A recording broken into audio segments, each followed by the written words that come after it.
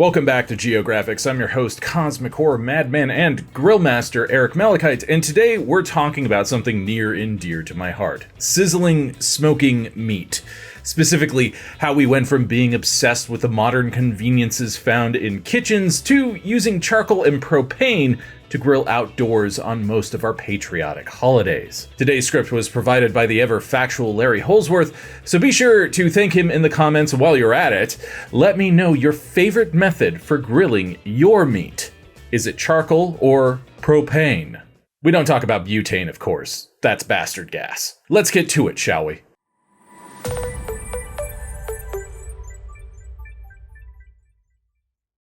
On September 27, 1908, the first Model T left Henry Ford's Highland Park assembly line.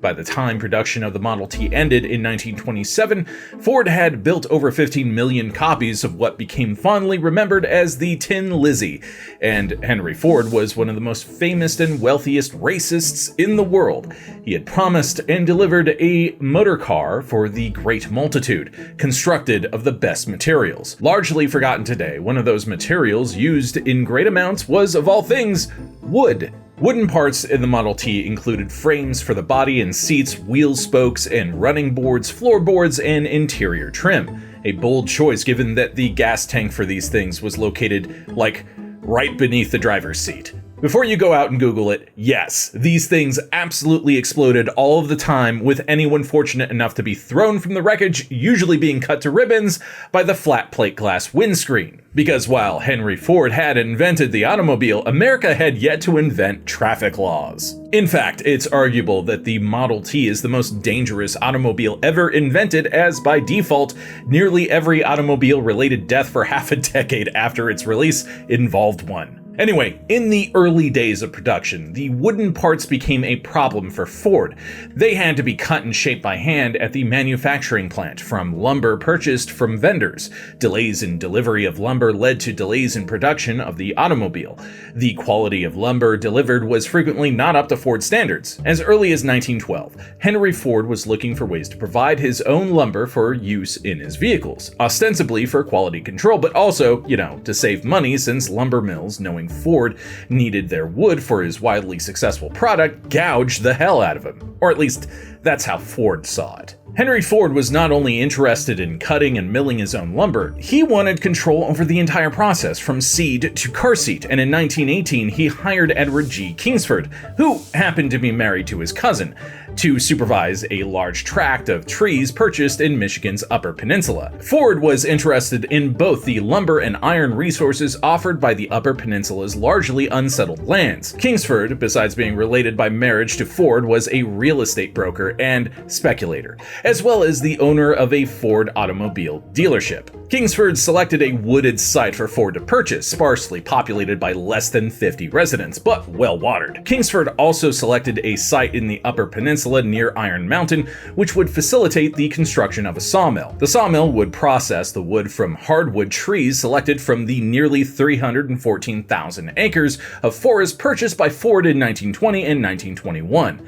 Kingsford envisioned a lumber mill to cut and season raw lumber, and a parts factory in which the lumber would be shaped into the interchangeable parts, which were the key to Ford's assembly line manufacturing methods. The lumber mill and parts plant required workers in a place where nobody lived when Ford and Kingsford selected it for their vision. That meant they would need a town in which workers would live, schools for their children, hospitals for their healthcare, and stores for their shopping needs. All of these new homes and buildings would also, of course, require power, which saw Ford also supervising the construction of a dam and hydroelectric power station to supply everything listed so far. Until 1923, most of the workers who arrived in the area resided in lumber camps. That year, Edward Kingsford chartered the village of Kingsford, where the Ford Company and various subsidiaries established for the purpose began the construction of houses to serve as permanent residences for workers. By 1924,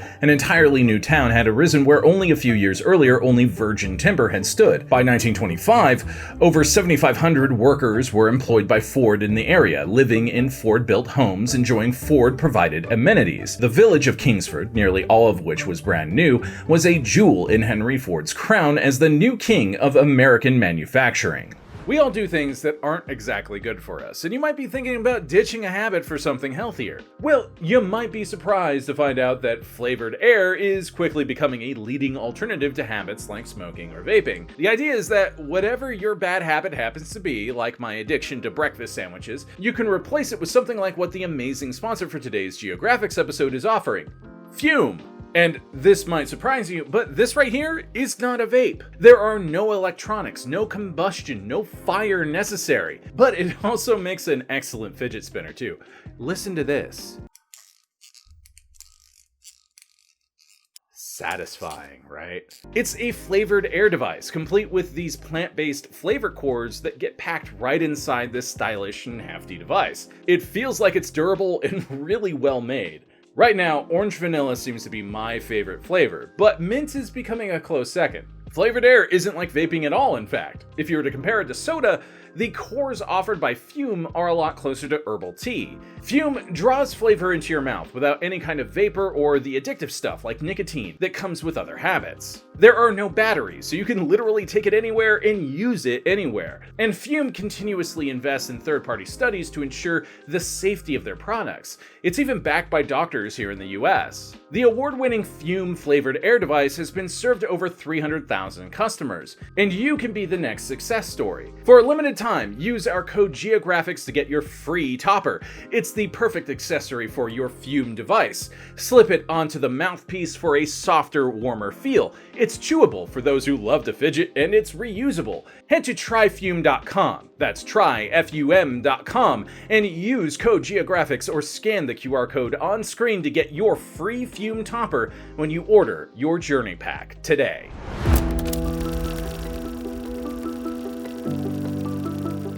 Henry Ford's fame and wealth grew dramatically in the late 1910s through 1920s. He was widely recognized as one of the true self-made millionaires, symbolic of the American dream and all that it promised. He enjoyed friendships and several of his contemporaries, including his former employer and fellow Thomas Edison, rubber and tire magnate Harvey Firestone, and the naturalist and essayist John Burroughs, American newspaper publisher and president Warren G. Harding, and many others. Ford was a teetotaler, opposed to the use of cigarettes, though he did not complain about cigars and pipes too strongly. He also supported a vegetarian diet, strenuous exercise, and outdoor recreation for himself and for his employees. There's also just, so much racism, which we have covered in another video already. So, for the sake of not making this video any longer than it is, we're gonna leave that by the wayside for now because we'd be here all day. And we know that you really clicked on this video to hear a man talk about some wood. Now, beginning in 1914, Ford and several of his friends enjoyed scheduled camping expeditions, motorized excursions into the great outdoors for fishing, hiking, and communing with nature. Or at least, that's probably how the men pictured themselves. In reality, they were accompanied by a veritable fleet of cars filled to the brim with supplies and servants who'd wait on them hand and foot. Even then, some campers were not happy campers, and sought out alternatives. Edison, for example, would sometimes just wander into random people's houses and stay there, which was, at the very least, very on brand for him. Eventually coming to be known as the Vagabonds, their travels were covered extensively by the newspaper reporters who followed them, with resulting articles often focusing intensely on how these great men of industry and science were roughing it, with Edison himself once noting in an interview, "As a matter of fact, we are going to rough it. The camp equipment consists of 4 tents and utensils, including electric lights. As for fishing rods, you can't beat a bent pin and a birch bough." As a reminder, these men were followed at all times by a small army of servants, 50 cars, one of which had a fridge in it, and enough supplies to, at a moment's notice, hold a 5-course meal for 20 people, and reporters knew this because they traveled in one of these cars.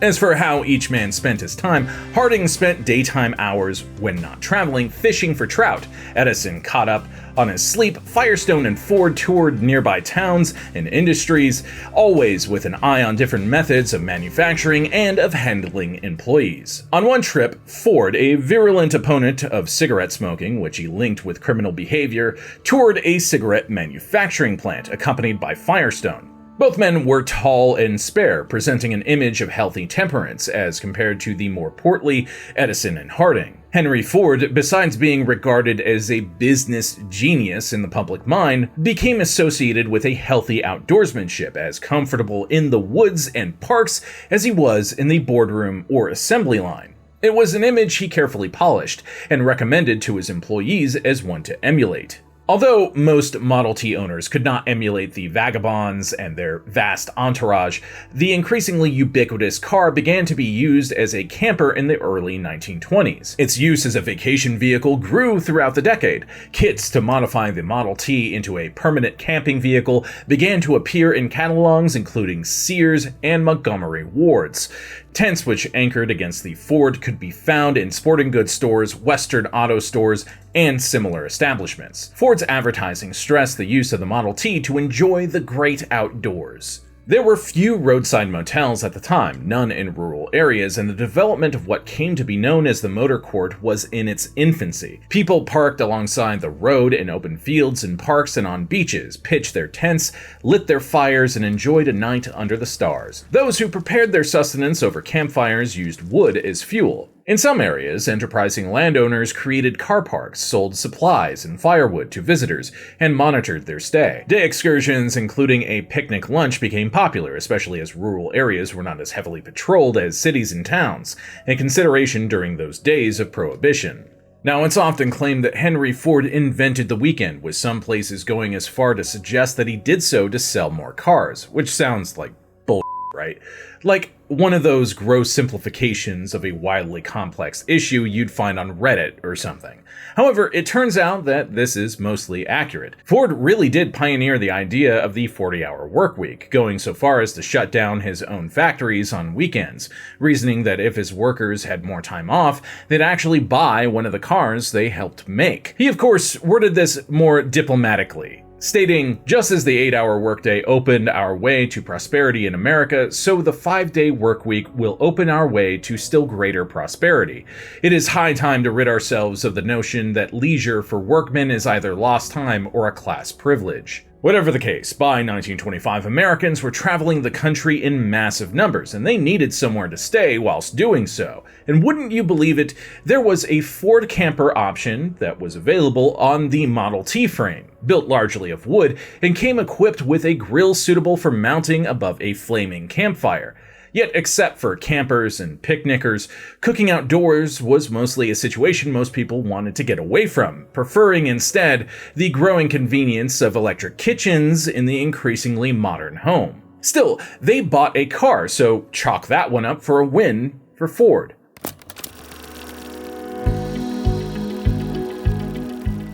By 1925, all should have been well in Henry Ford's world. His Model T was the best-selling automobile in the world. His plants in America and Europe were hard-pressed to keep up with demand. The cars were manufactured almost entirely from his own products, except for tires. Though his relationship with Harvey Firestone ensured that their business was mutually beneficial. Wood from his forest was turned into lumber in his mills, then shaped into parts in his factories before being assembled into his cars.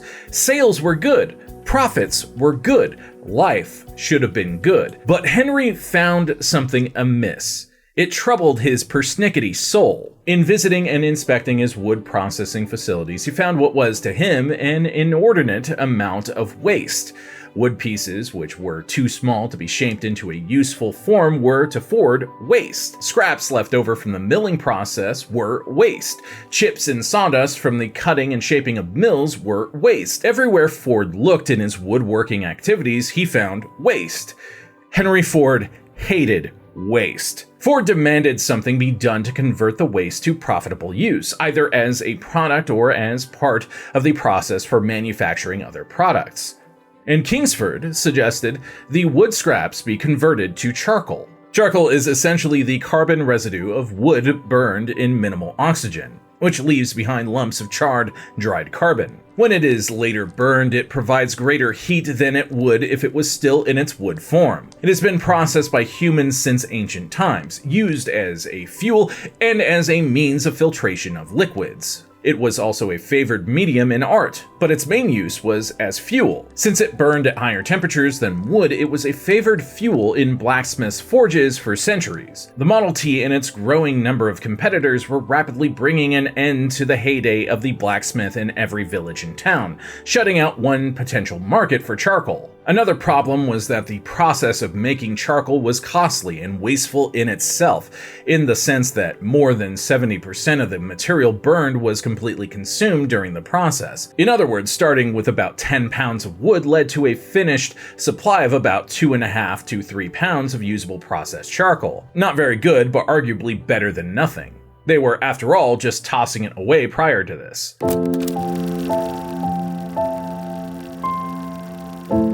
Meanwhile, at the University of Oregon, a chemist named Orrin Stafford conducted research into improving the manufacturing of charcoal. At the time, the main use of commercially produced charcoal was in the heating of passenger rail cars, some commercial buildings, and in some restaurant kitchens. Stafford addressed the problem of the loss of so much material while carbonizing the wood into charcoal. At some point, he hit upon the idea of grinding the wood into sawdust before carbonizing it, mixing the result with a binding agent, and finally compressing the result into small pillow-shaped forms, which he called briquettes. In 1923, Stafford received a patent for his process and the resulting briquettes. Is this making anyone else want to play Minecraft? Is it just me? It's just me, right?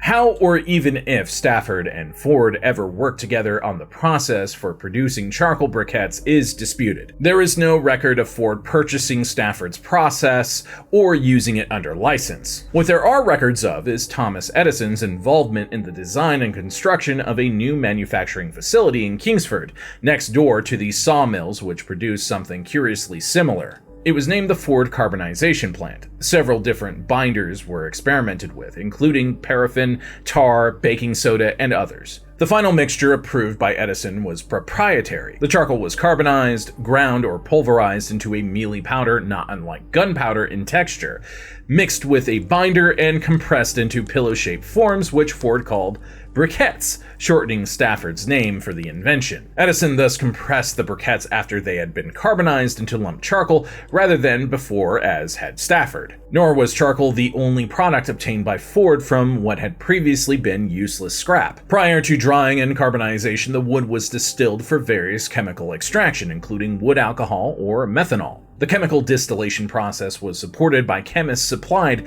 by Firestone. The process reflected a pattern demonstrated by Edison throughout his long career, that of modifying and improving an existing process rather than inventing a new one. Even his patent for a light bulb, arguably his most famous invention, had been for an improved electric light, not for an altogether new invention. But like with Henry Ford's racism, if we wanted to delve into all the things Thomas Edison stole and passed off as his own work, we'd really be here all day. If you are curious though, would you look at that? Our former, more aerodynamic host already presented a video on that very subject. Back to the wood, the final product, packaged in boxes of different sizes, was labeled Ford Charcoal Briquettes.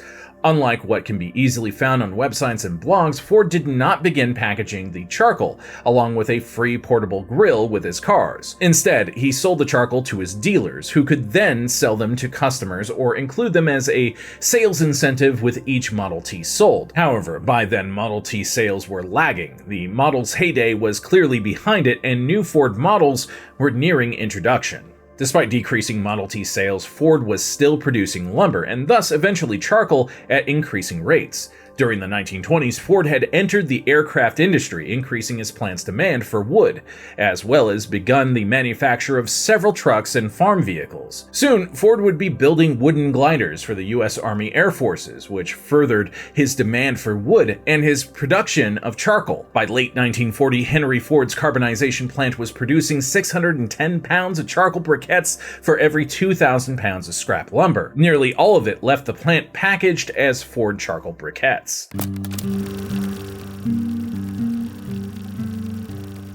As the Roaring Twenties wound down and the Great Depression began to grip the nation, Henry Ford sought markets for his charcoal. His salesmen called on restaurants, diners, and commercial establishments such as jails, prisons, military bases, and other institutions, hoping to sell the product to increasingly cash-poor kitchens.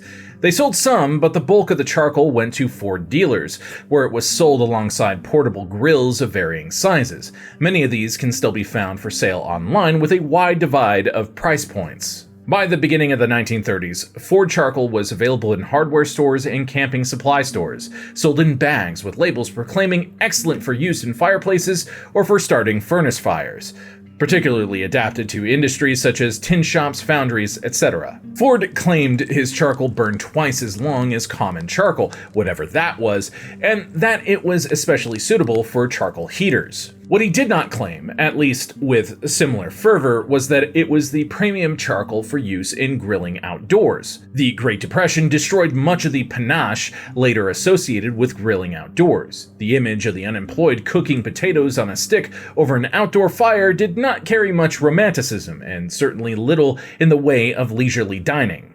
By 1935, with the Depression waning, albeit temporarily, Ford's packaging was a bit more cheerful. A box of charcoal available through a dealer proclaimed, "Enjoy a modern picnic, sizzling broiled meats, steaming coffee, toasted sandwiches." Ford claimed their charcoal was clean, long-burning, uniform, and proudly called it the sportsman's best friend.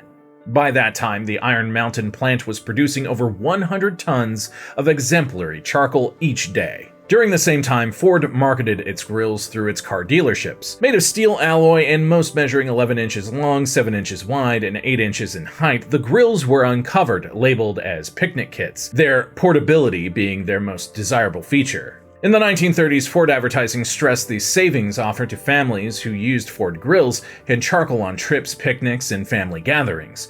Hot dogs and sandwiches cooked on Ford grills were cheaper than those obtained from roadside stands and diners, and, in the manner of all advertising since the beginning of time, infinitely better than any alternatives. At least when it comes from my grill. The grills offered greater freedom in a choice of destination, since one carried one's food and the means of preparing it in the trunk of one's car, preferably a Ford Model A, successor to the Model T.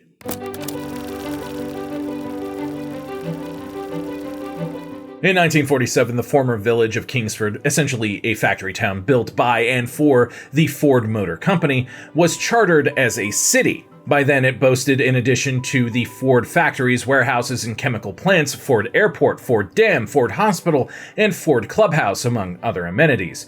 Ford built hundreds of homes in Kingsford and nearby communities, and the jobs his company created led to investment by banks and other lenders, leading to the creation of hundreds more. Henry Ford died in 1947, his reputation in tatters due to his anti-Semitism expressed both before and during World War II. By then, his grandson Henry Ford II was running the company. The elder Ford did not live to see the explosion in charcoal grilling which followed World War II, but his life's work was evident throughout its growth. 1947 proved to be the peak for the town of Kingsford and for the Ford Motor Company there. Following the end of World War II, there was no longer a need for the wooden troop-carrying gliders that Ford had built there. In the 1950s, real wood paneling on vehicle exteriors, such as in the Ford Woody, for decades a symbol of luxury, was replaced with simulated wood panels. Automobile production had ceased entirely from 1942 through 1945, and re-entering the market had proved costly. By 1951, Ford was losing roughly $10 million per month,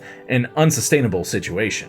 In 1951, the Ford charcoal business and its associated byproducts were spun off by Ford to private investors who created the Kingsford Charcoal Company, named for both Edward Kingsford and the town in which it had been founded.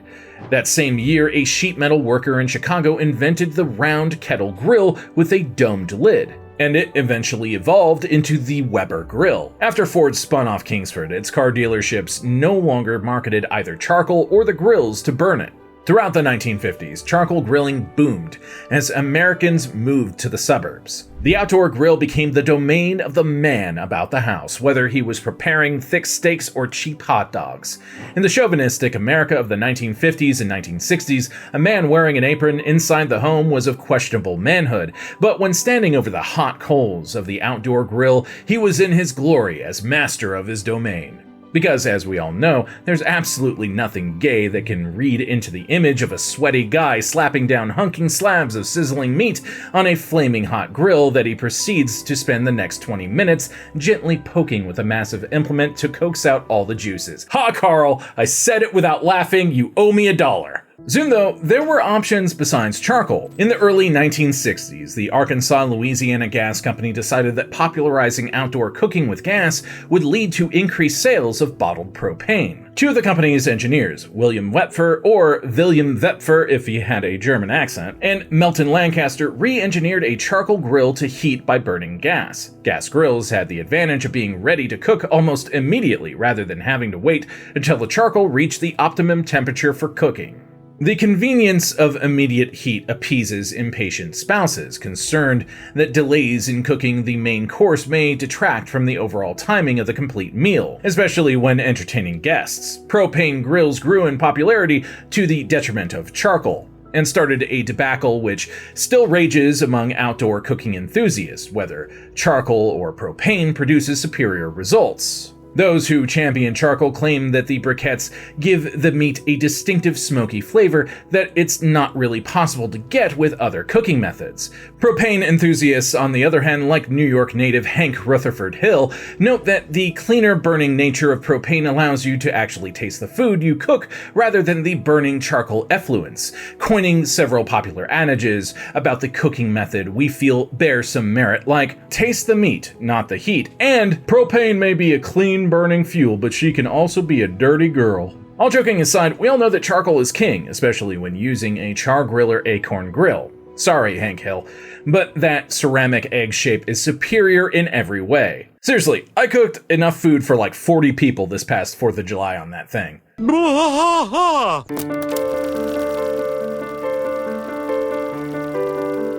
By the late 1940s, Kingsford was producing Kingsford charcoal grills under various brand names, accessories, and starter fluids at the Kingsford facilities. And seriously, if you're not using a chimney to heat up your charcoal, what are you doing with your life? Yet in the post-war years, things changed. Labor peace had lasted throughout the war, driven by patriotism and government regulations. In the 1950s, unions demanded compensation for the sacrifices of the war years. In 1961, citing labor costs, the Kingsford plants closed, with production moved to sites in Kentucky. Later production plants were added in Missouri, West Virginia, and Oregon. In 1973, Kingsford was purchased by the Clorox Corporation.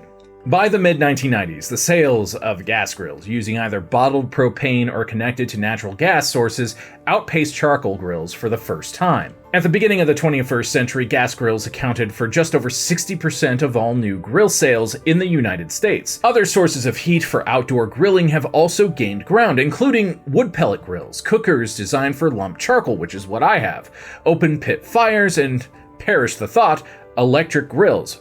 One may as well stay in the kitchen, right? But among the aficionados using charcoal, Kingsford continued to reign supreme. As of 2023, just over 80% of all charcoal briquettes sold in the United States and Canada were manufactured by Kingsford, and sold under that brand name or one of several others, including some branded by regional supermarket or restaurant chains. Of course, it's been many decades since the briquettes were manufactured from scraps left over from the manufacturing of Model T components. Yet the ancestral link remains, something to contemplate while patiently awaiting the coals to achieve the light blanket of grayish-white ash, indicating they are ready to achieve the purpose for which they were made. Today, one may still find boxes of Ford charcoal and Ford picnic and camping kits for sale at flea markets, antique shops, and swap meets, and in vintage automobile websites and gatherings.